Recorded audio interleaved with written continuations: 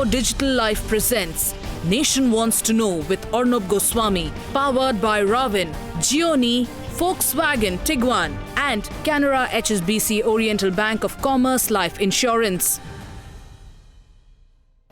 Well, for the last 24 to 36 hours, there has been a great focus on Prime Minister Narendra Modi's historic visit to Israel.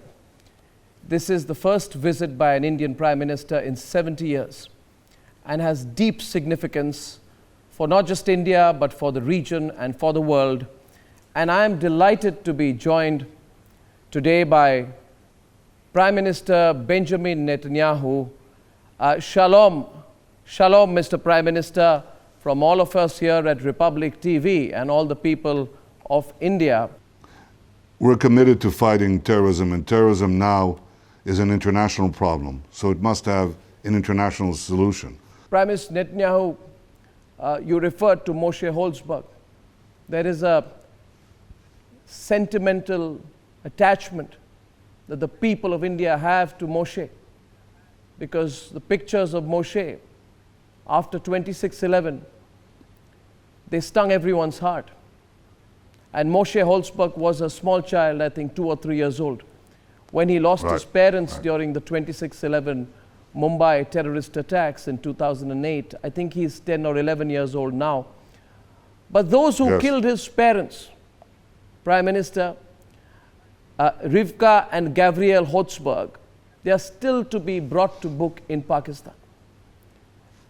What do you have to say, Prime Minister Netanyahu, about the fact that 9 years after the Mumbai terrorist attacks, the orchestrators of the Mumbai attacks, Hafiz Saeed and Zakir Rahman Lakhvi, have not been brought to book by Pakistan?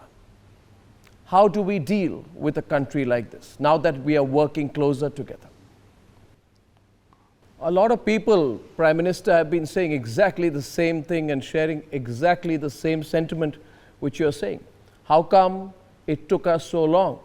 And now that it's happening, a lot of people in India are saying that here are two countries who face one big fundamental challenge, and that is radical Islamic terrorism. I don't know if you're aware of this, Prime Minister Netanyahu, but radical Islamic terrorism spreads organically, and sometimes people need to come together. I find what you say about sharing intelligence extremely important. Just a small departure. You feel, Prime Minister Netanyahu, that radical Islamic terrorism is the greatest threat around the world today? I think it's the greatest challenge to world order, and if terrorist, radical Islamic movements seize either as nations or take over entire nations, or as groups develop the weapons of mass death, this is a great danger, obviously.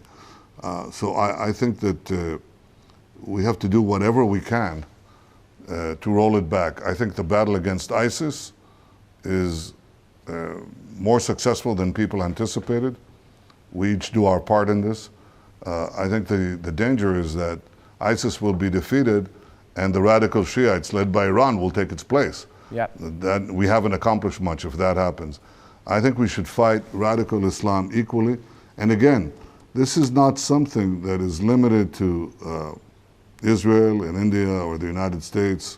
No, right now, many countries in our region understand that this is a dual task which is important for them as well.